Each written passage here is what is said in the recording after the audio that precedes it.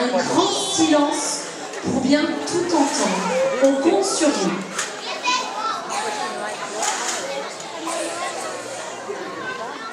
On va voir si t'arrives à filmer. T'as revu déjà? Ouais. S'il vous plaît, du silence, s'il vous plaît, les enfants. On a dû attendre.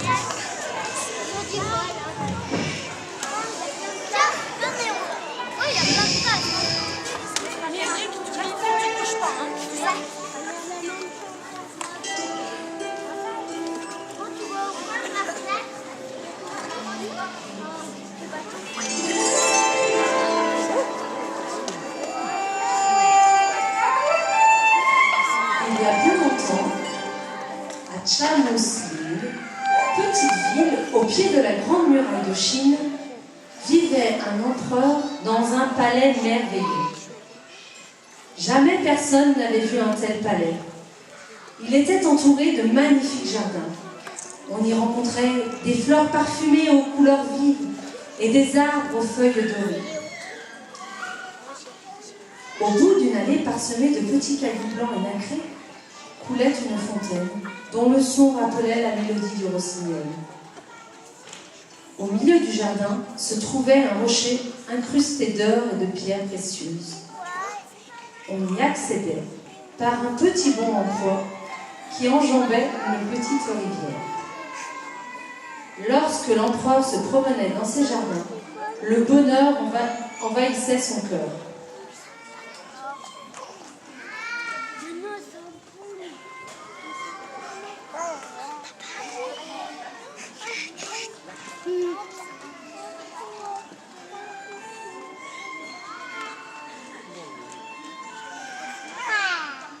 Hélas, un jour, une petite servante lui annonça que la princesse qu'il voulait épouser avait été enlevée.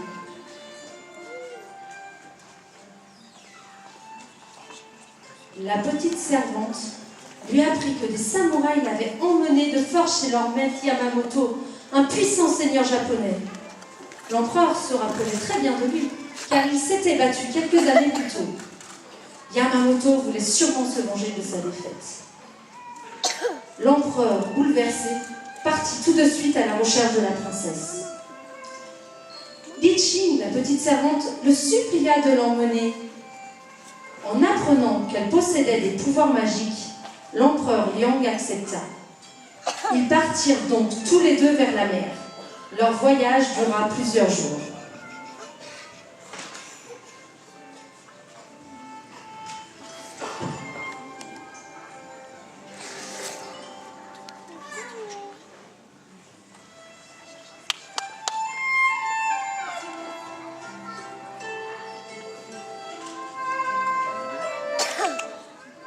Un matin, ils aperçurent enfin l'horizon et le phare du port de Kinko. Quand ils arrivèrent, ils se renseignèrent pour savoir où pouvait se trouver le palais de Yamamoto.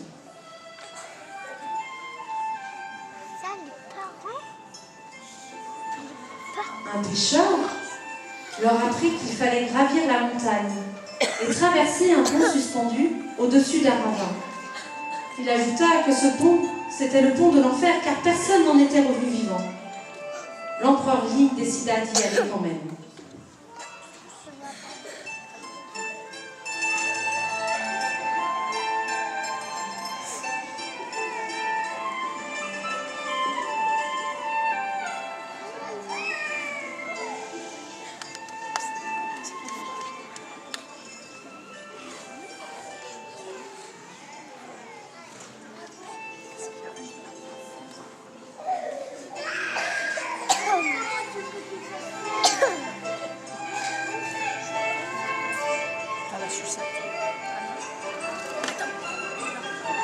Ils prirent donc un sentier étroit qui grimpait le long de la montagne.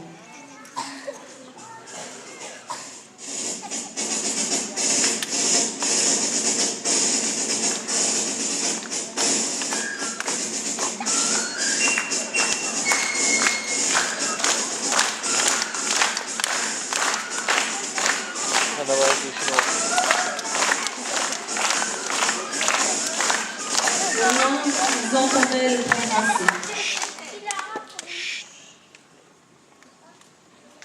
Au moment de franchir le ravin, ils hésitèrent. Encouragé par la petite servante, Liang continua quand même. Après quelques pas, une latte céda sous son poids. Alerté par ce fracas, un dragon effrayant surgit du fond du ravin. Dérangé dans son sommeil, l'épouvantable créature enflamma les cordes du pont. L'empereur Liang ne put se retenir et tomba. Li Qing, resté sur le sentier, s'élança dans le vide.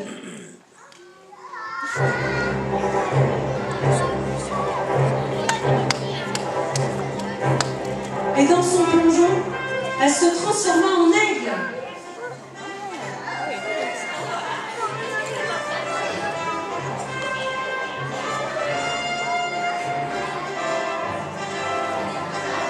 Alors elle plongea et passa sous l'empereur, le rattrapa sur son dos et remonta du ravin.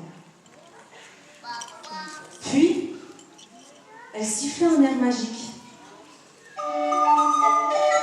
Et le dragon s'endormit.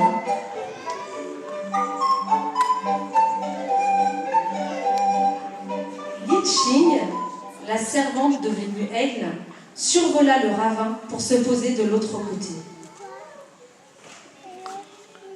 Une fois en sécurité, elle put reprendre sa forme humaine.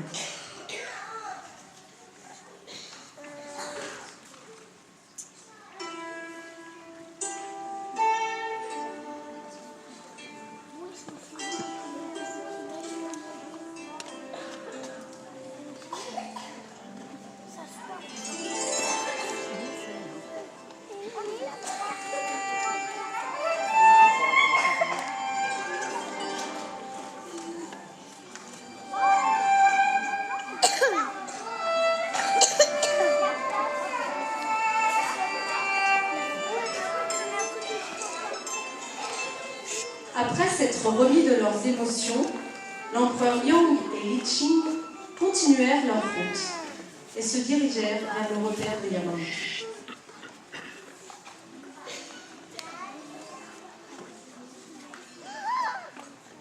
Soudain, un samouraï surgissant de derrière un arbre leur barra le chemin. « Que faites-vous ici » demanda le samouraï. « Nous venons délivrer la princesse. »« Il n'y a pas de princesse ici. La seule prisonnière que nous avons est une vulgaire voleuse de poules. » Nous...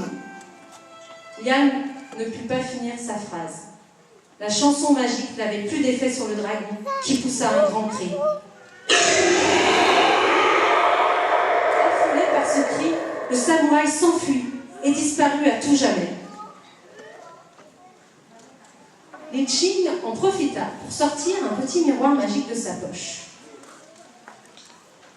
Ce miroir permettait de trouver des objets utiles en cas de danger. Il leur indiqua une couronne magique qui se trouvait tout près de l'arbre où le garde les avait arrêtés. La couronne était bien là, camouflée sous des feuilles. L'empereur s'en empara et la posa sur sa belle chevelure noire.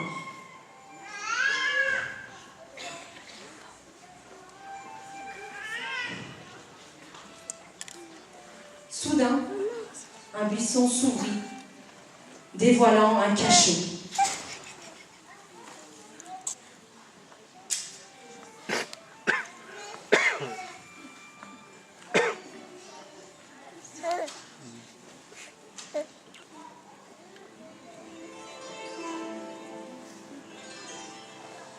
Alors, ils entendirent des cris de femmes.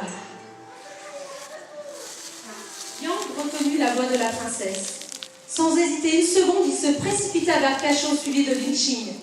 Ils reconnurent la princesse, mais le cachot était bien gardé.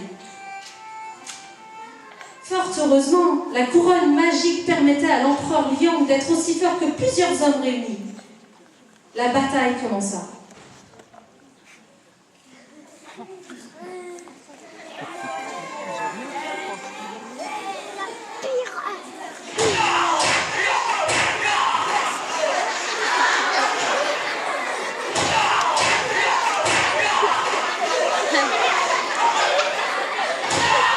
L'empereur se battit contre tous les samouraïs présents et les élimina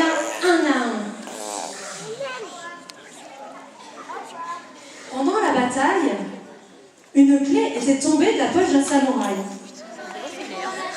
Li Qing la prit et délivra la princesse. Ils étaient heureux de se retrouver, mais il était temps de prendre la fuite.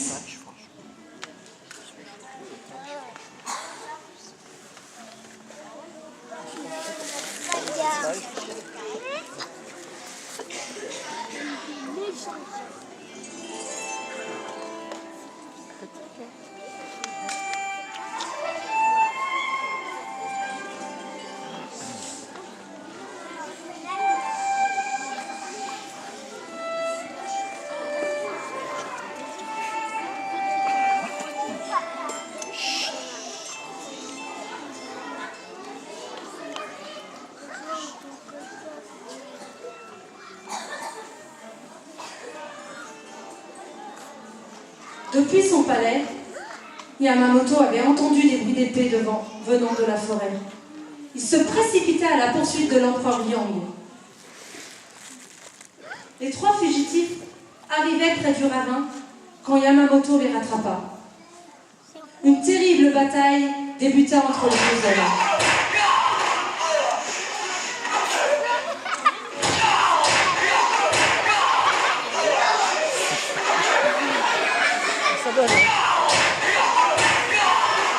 Pendant ce temps-là, Li Qing fit se soulever une grosse pierre et la dirigea vers Yamamoto. Celui-ci la reçut en pleine tête, perdit l'équilibre et tomba dans le ravin où le dragon, réveillé par le bruit de la bataille, le mangea. C'était fini. Ils étaient libres.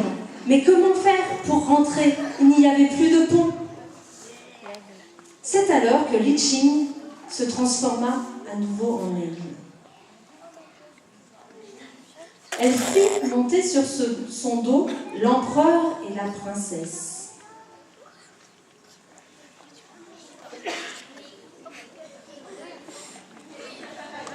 Ils ont du mal à monter.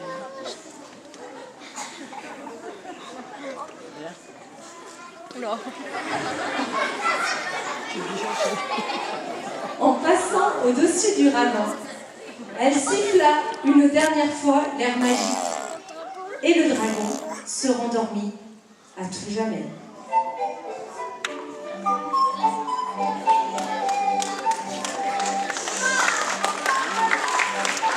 Le voyage du retour vers la Chine dura plusieurs jours. Dès leur arrivée, C'est pénible de tenir ça. Oh là là. Yang et la princesse se marièrent et vécurent heureux.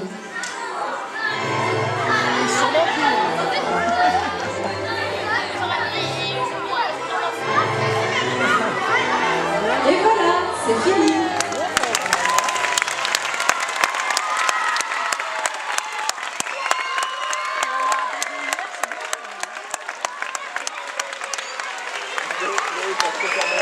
Bravo.